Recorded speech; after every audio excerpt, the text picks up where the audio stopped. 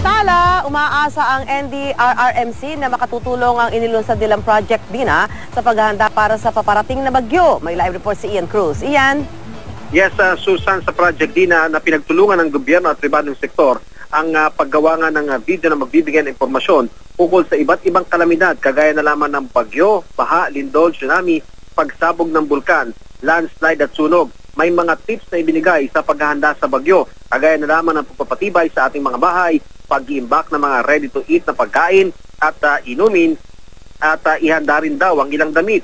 Ang mga importanteng dokumento kailangan ilagay sa sidlang hindi nga papasukin ng tubig. Magtabi rin daw ng sapat na pera. Siguruhing naka-charge ang inyong mga cellphone, maghanda ng flashlight, radyong di baterya at pito. Ang mga alagang hayop, ilikas na raw sa matataas na lugar. Ang mga may taniman naman, anihin na raw ang mga bunga. Makipag-ugnayan daw sa kinaukulan upang alamin kung saan nga ang inyong evacuation center. Ang mga mangingisda naman ay pinapayong huwag pumalaot dahil nga sa storm surge. Kapag dumating na ang bagyo, maging mahinahon, mag-monitor ng balita sa radyo, sa iba pang media at sa internet. Lumikas daw ng kalmado kung pinayuhan na ng kinaukulan, dala ang emergency survival kit. Tiyaking nakasara ang buong bahay bago lumikas at patayin ang main switch ng inyong kuryente.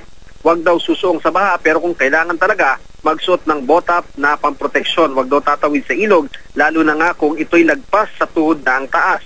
Pagkatapos naman ng Bagyo Susan, ang una raw dapat gawin, suriin ang bahay, tiyaking walang outlet na nakalubog sa tubig bago buksan ang main switch ng kuryente.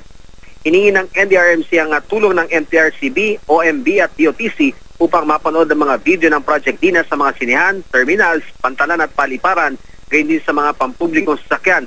Ang masaklap lamang, Susan, sa araw na inilunsad ang Project Dina, apektado ng hacking ang ilang government site, pati na nga ang website ng Office of Civil Defense at NDRRMC.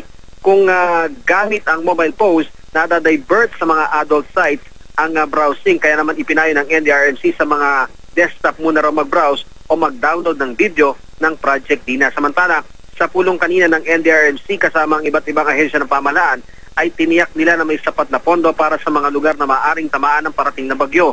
Tiniyak ng DILG, alam na ng mga lokal na pamahalaan ang gagawin, lalo na sa pagpapatupad ng tinatawag na preemptive evacuation. Ang suhestyon naman ng DPWH, patibay ng mga bubong ng mga eskwela at ospital sa storm track ni Yolanda. Pwede rin daw tumulong ang mga electric cooperative para nga bawasan ang mga sanga ng mga naglalakihang puno na karaniwang tumatama sa mga poste at kawad ng kuryente. Ang DSWD, tiniyak na nakapreposition na ang mga relief goods sa iba't ibang probinsya. Sa ngayon raw, ang isa raw sa pinagkakabalahan nila ay ang may 70,000 pamilya sa Bohol na nasa tent city pa rin. Susan? Maraming salamat, Ian Cruz.